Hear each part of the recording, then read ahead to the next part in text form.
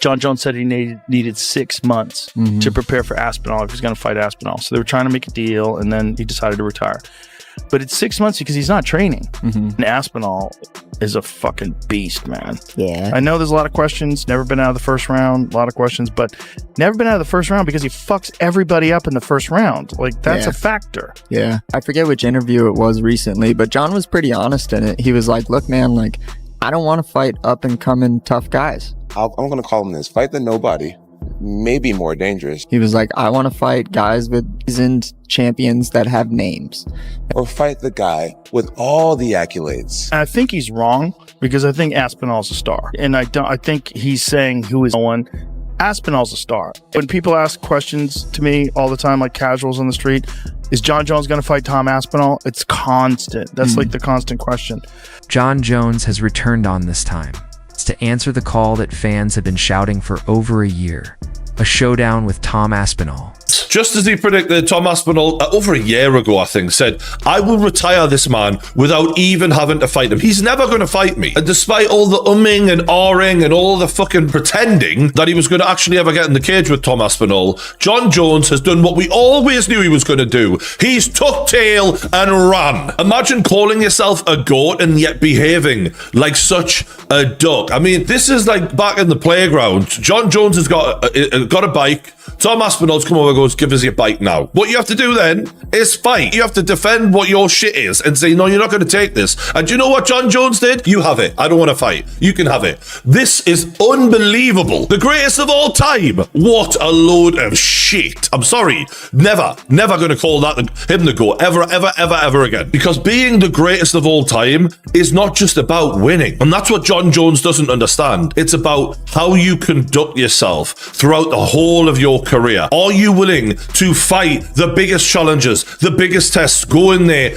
and test yourself against everyone? And Jon Jones proved, without a shadow of a doubt, his biggest test stepped up and he bottled it well and truly. Remember this clip from like over a year ago when Jon actually met Tom in person? Respect, man. All the best. Respect. All the best. Do a quick picture. Sure. Yeah? Let's get it. A face off. No, okay. He wouldn't even face off with Tom Aspinall. In a shocking turn of events, Jon Jones has stirred the MMA world once again. Just weeks after making his retirement official and vacating his title, he's now hinting at a comeback against the very opponent he seemed to dodge for months, Tom Aspinall. Since Jones stepped away, Aspinall has become the centerpiece of the heavyweight division, and now all eyes are on this potential clash. What's adding fuel to the fire is the reaction from respected voices in the sport. Joe Rogan, speaking candidly on his podcast, didn't hold back. He echoed what many fighters and analysts have quietly believed: Tom Aspinall might be the most dangerous opponent Jon Jones could ever face in the heavyweight ranks. Next big heavyweight star. Tom Aspinall, the guy who Of just course, won just the won. interim title. He's phenomenal. And he is, again, the next advancement of the evolution of the sport. How so? Well, because he can do everything. That guy's got elite jiu-jitsu. He's got elite takedowns. His striking is outstanding. I mean, he knocked out Sergey, who's the scariest fucking striker in all of MMA. Yeah. And he knocked him out in the first round. And the way he did it was just picture perfect. And he did it with a fucked up back. He fucked his back up and wasn't able to train. He only got the fight call 2 weeks before the event. I was just going to say, right? Yeah. Like He couldn't train. He His couldn't back was train. fucked. He just went out there and fought. I knew Aspinall was going to have a speed advantage because he's faster than any heavyweight. Yeah. And that's something that his coach drilled into him when he was young. Speed. Like, be fast. Like, you got to be fast. That's what's going to separate you from everybody else. Speed kills. Speed. And he's a giant dude, 260 plus pounds, but he moves like a fast young guy. Yeah. And he's also just so well-rounded. And he's just beginning. Yeah. I mean, that was really the first big test, which is Tom Aspinall fights Pavlich and takes that fight on 2 weeks' notice and becomes the interim champion and fucks his back up and can't train at all. But Aspinall, like, that guy's, he's something special. He really is something special. He's a very unusual example. Because he's a heavyweight, and he's a big guy, a really big guy, but he moves so fast. And his coach, Colin, I forget, it's from Cabon, this gym that he trains at in the UK. Colin Huron. He trained Darren Till. Colin, from the early days of the career, was like emphasizing his speed. And so his speed has always been like extraordinary compared to other heavyweights. Like he just fucking moves in. It's all like fast, explosive movements. So he's got natural speed, but then he's also got a lot of training to execute quickly. So when he moves in, he closes the gap. You can see like, fuck, he's fast for a big guy. Right. All of the fannying around and waiting for Jon Jones to man up and strap his balls on and defend his heavyweight title, because you've never really earned it. You beat a guy who wasn't even the champion. You beat Stipe. Oh my God, what a farce that fight was. That will go down as the most pointless, pathetic fight I can imagine in a world title fight in UFC history. What a waste of time that was. And all of that time letting Jon just waste time fighting old man Stipe, who could barely fucking walk, let alone fight. They gave him a bone. They threw him a bone and went, we'll give you the Stipe fight if you give us the Aspinall fight. He took the Stipe fight and then went running. And we have wasted so many fucking months, and all of it for what? For Jon Jones to eventually get to the point where the UFC were like, are you going to fucking fight or not? And he's put a fucking tweet out to retire. That's what all of this was for. A fucking tweet. Oh, and a press conference in Azerbaijan. You said the timeline for Jones, 2 weeks to decide what to do with the title, whether it takes the fight or you're going to strip him. Jon Jones called us last night and retired. Jon Jones is officially retired. Tom Aspinall is the heavyweight champion of the UFC. So International Fight Week starts Monday in Las Vegas, and Tom will be in Vegas all week with us, so we'll get together with him and figure out what's next. Nah, man, Jon's retired. What are you talking about, guys? You guys don't follow Jon on social media. Me too, but the guy is living his best life. He's had a fantastic career, we all know. We know Jon's a religious man, so I want to say God bless him moving forward in what he does with his life and his career. We move on. I'm the undisputed heavyweight champion of the world. I'm ready to take on all comers, get this division moving again. Everybody's getting sick of this stuff, so Jon's retired and it's time that we move on. A powerful technician with explosive speed, Tom Aspinall moves with the fluidity of a welterweight despite his heavyweight frame. He brings one-punch knockout, power, world-class jiu-jitsu, and the calm presence of a veteran champion. As Joe Rogan put it, Aspinall is a serious threat to anyone in the division. And now, fans are asking the big question. Why is Jon Jones suddenly showing interest? Why now after all this time? That I'm looking for. What's the word that I'm looking for? Is egomaniac the word? Like me, you calling me an egomaniac? What's you that? just left. You just left. And now, and even as recently as this morning, right? Didn't he have a tweet as recently as this morning teasing us? It feels nice to be the hunter and not the hunted for once. By the way, if this is in fact true, why didn't you give up the belt months ago so that you could feel this way? And oh, by the way, when you gave up the light heavyweight title, you were the quote unquote the hunter for 3 years. You know, he gave up the light heavyweight title in the midst of the pandemic, and then they had the vacant title. Like, it's not like a completely foreign thing. And oh, by the way, he was stripped of the belt, and Daniel Cormier was the champion. So this idea that he's never been the hunter is ludicrous. But you just left, man. Like, but you want us to keep talking about you. You want us to keep saying, oh, come back, don't come back, the big fight. This is the behavior of what? An egomaniac? Yeah, but like, it's also like, you know, that kind of thing where you're saying like he could have vacated, like that's been the thing the whole time. I remember Rick kind of making the argument a lot where like Pereira is potentially a bigger fight than Aspinall. And what we were saying at that time was like, yeah, have at it. Just get rid of the belt then. Like that was always the easy solve to this. So it kind of plays into the argument that he just really didn't want that Aspinall smoke as well. You know, like the fact that he's suddenly like, oh, I'm available now all of a sudden. You're like, well, that kind of plays more into the idea. They could book that fight tomorrow. Oh, Tommy, do it for October. Well, now if we have it in the White House lawn, I think we should keep it in the back burner. You know what I mean? What could possibly go wrong with a fight that everyone wants to see in the UFC? Huh? No, 100%. And Jon fighting at the White House would, make a lot of sense. Yeah, I mean, he's a squeaky clean kind of guy. He represents our country so well. Yeah, listen, Tom's squeaky clean. He'd be great represent. Is that the birth of the American nation? Was that you and the Brits? 1776, yeah. Was you squaring off with the Brits and then you got rid of them and then you were... Did Jon Jones in some way ruin a legacy that could have been the greatest in combat sports of all time? And here's my answer to that. The only reason, one of the best of all time. Here's my answer to that. The only reason it's in danger of being tarnished is because he didn't take this fight. because we haven't been thinking about the past transgressions. We've been thinking about this fight. And the fact that he's not fighting this guy, and it's believed, like the great DC himself is saying, yo, he's walking away because he does not want to fight this guy. That's bad. Dana White came to me and told me, look, Aspinall wants that guy. I hadn't even heard of Aspinall. I watched him a couple of times. If he's really retired as a fight fan, I'm sad. I'm glad I saw him fight at MSG. Because I think he's the greatest. I think Jon Jones is the greatest. Incredible watch. So if there's any chance he changes his mind, we'd all love to see it. As you would say, Molly, he's the greatest, but what are we talking about? Possibly, people are saying possibly is because he's ducking somebody. That's not good. That's not good. Why now?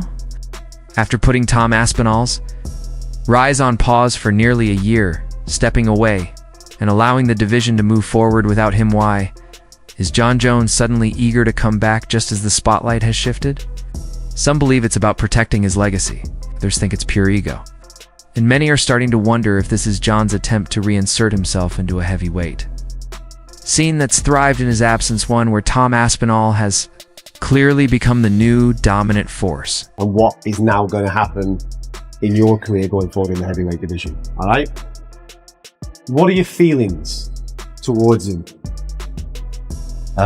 First of all, thanks for keeping it short, because I have said that I'm not going to speak about it anymore. My feelings towards him, I just wish him all the best. Genuinely wish him all the best. If he feels satisfied with what he's done, which he's saying he is, and he's happy to leave like that, then I genuinely wish him all the best. Do you think that is it? I don't know him. Don't know him at all. Met him once. Don't know anything about him, so I don't know. So it's short. It was short and sweet, thank you.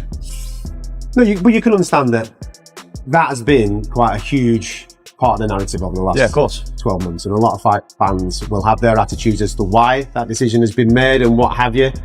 I kind of agree with you. At the end of the day, with the legacy that he's had and what he's done in the sport, he has the right to make a decision for himself. Personally, as a fight fan, I just wish that he'd done it a little bit earlier, so therefore we wouldn't have had that narrative over the last 12 months, because I can imagine it's been incredibly frustrating for you from a personal point of view and a professional point of view as well.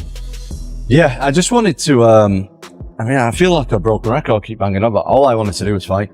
I just wanted to fight. I've not been to work, mate, for nearly a year. I know people see me online and doing all the rest of it, but my main job is fighting people. That's what I do. I've not done that for almost a year, and none of it has had anything to do with me. Right, perfect. This is what I want to go with, Okay, right? go on. Because I think a lot of people have an understanding of you. I'd like to say that obviously we spent a bit of time, so I kind of like to get inside your head a little bit more and pick the little things that go on inside. How have you dealt with that? Because I remember speaking to you during the time that you were out injured with your knee. That was a tough challenge from a psychological point of view. Yeah. This is different, because when you're out with your knee, it's on me now. I'm going to get fit and get my knee back, and we're going to get rocking and rolling. The last 12 months hasn't been kind of on you. So how was that a different mental challenge? And I can say this now that it's over, because the thing with me, when I'm in difficult situations, I try not to complain about it as much. This last year has been more difficult than the year I had out with the knee. Managers in this sport have to keep their relationships with the UFC. Yeah. And it's a real problem, and there's many layers to this issue. Managers are afraid to back their fighters because of the repercussions on their relationships with the UFC, and it's all over the place. They will serve the UFC before they serve their fighters, as far as I'm concerned. But to see a guy with only one fighter and not have to worry about this at all, and just be like, do you know what? This was bullshit. You know, essentially just be like, this is not cool. I thought it was class. Do we have some quotes there on our John? I don't know if you put them up there. Oh, here we go. This is from the article up on Uncrowned. And believe me, this has nothing to do with me if this is a good article. I am just writing 50 words. Here's Andy. 50 words. Here's Andy. Here it is. I can't think of a worse way you could have done it. This is the announcement of Tom as the new champion. I don't know if pathetic is the word. I just feel they didn't think about it. I don't think Tom deserved to find out at a press conference in the middle of the night. Yeah. It's got a point. It's poor man management of Jones and Tom. I like the personnel at the UFC, but for me, they just don't do things right sometimes. I think he's right. Well, okay, go ahead. Sorry. Here we go. And here it is on Jones. Like, I mean, it just feels like he was knocking fucking home run balls out of the park. Like everything that everyone felt. He's just like, and here's this one. I know. As soon as Jones got injured and said he needed a year off before he fought Stipe, he should have stepped aside. Whether it's Cyril Gane in Paris, a rematch with Alexander Volkov, or a future mega fight against names like Ngannou, or even Alex Pereira, Tom Aspinall is ready for whoever comes next. But when the topic of Jon Jones came up, Aspinall kept it short and sharp. I've got the belt. If he wants it, he knows exactly where to find me. UK MMA needs now to sort of kick on again into that like next level. Tom to beat Jon Jones and me to win the lightweight belt. To beat Jon Jones, you need to have fast eyes, fast reactions, fast reflexes. And Stipe Miocic at 42 years old just doesn't have the reflexes anymore. No. That someone like a 31-year-old, I don't even think I'm in my prime yet, but almost prime fighter has. Tom has to win like at least the next 2 or 3. He needs to show something. If his next fight is against Cyril Gane and say he goes out and loses. Is that the fight? It has to be, right? I guess. But if it's not Francis Ngannou. Yeah. Yeah, I mean, I thought Volkov won that fight, but like, who else is there in the heavyweight? Jolton Almeida, I know he's throwing his hat in the ring. Yeah, I saw Jolton with the tweet. Shout out to Jolton. I would love to see Jolton get a shot, but I feel like he needs 1 or 2 more to get back in there. But they need. Sorry, go ahead. I was just gonna say, I think the Curtis Blades loss hurts him, especially with Blades having the most recent loss to Aspinall. I feel like it's. I just think they need to really like when Tom fights, they need to spotlight a few heavyweights that night. You know, whatever they're doing in the title situation. If it's not Ngannou, and we can talk about that later, but if it's Gane, have Volkov on the undercard against Jolton. Do something just to breathe some life into the division. Like, it has killed this division.